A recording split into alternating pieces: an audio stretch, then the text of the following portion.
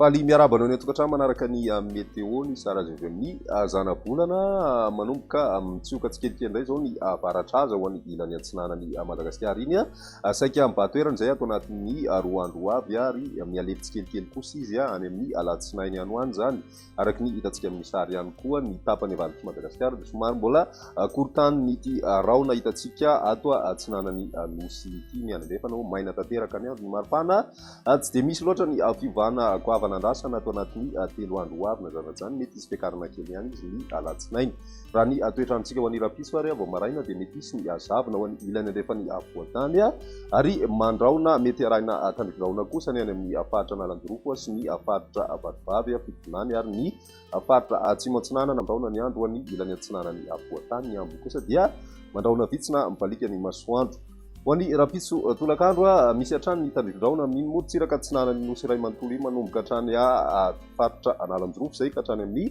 faritra atsimo antsinana na mandraondraona ihany ny andro ho an'ny ilany antsinanany sofiasy any alaotra mangoro ny ambony kosa dia maina tanteraka raha ny maripana vovinavina amin'izay androny rapitso izay dia eo amin'ny 1.20 ka hatramin'ny 3.20 eo ho an'ny ambony indrindra aty amin'ny voatany zay ary manodidina ny 7.20 ka hatramin'ny 2.30 kosa ny ilany antsinanany nosy ny any amin'ny ilany andrefana dia janona ho mafana hatrany aloha zany satria dia misy hatrany amin'ny 4.30 degré celsius ary manodidina ny 2.30 degré celsius kosa ny morotsiraka any amin'ny tapany avaratra andrefany Madagasikara ny toetrandro ho an'ny andron'ny alahady kosa vao maraina aloha dia isy hatrany ny orana amin'ny morotsiraka atsinanany nosy ary mety ho arahina erika zay ho an'ny ilany antsinanany avoatany fa ny atoandro kosa dia manomboka miverina maina tsikelikely aloha zany ny andro amin'ny ankapobeny ankoatra ny morotsiraka avaratra atsinanany mety mbola ahitana orana miatoato hatrany aloha zany amin'izay andron'ny alahady izay ny ilany andrefana kosa dia mipalika hatrany ny masoandro mandritry ny tontolon'ny andro ho an'ny maripana vovinavina amin'izay dia manodidina 1.20 ka hatramin'ny 3.20 eo ho an'ny voatany ary mbola tsy dia misy fivana ihany koa zay ho an'ny morotsiraka atsinanany nosy satria dia 7.20 ka hatramin'ny 2.30 degré celsius hatrany aloha zany ny maripana amin'ny morotsiraka atsinanany ny any andrefana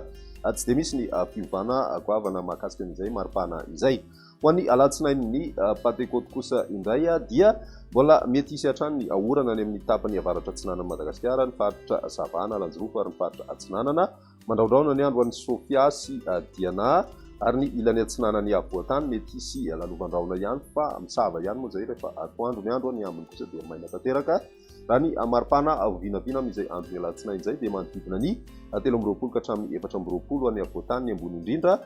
fa amin'ny ankapobeny aloha ny maraina dia saika mangatsika hatrany ny voatany raha ny atao anatin'izay 3 andro avy zay hatrany ny morotsiraka atsinanany nosy ihany koa dia ahitana fiakarana kely izay maripana ambony indrindra izay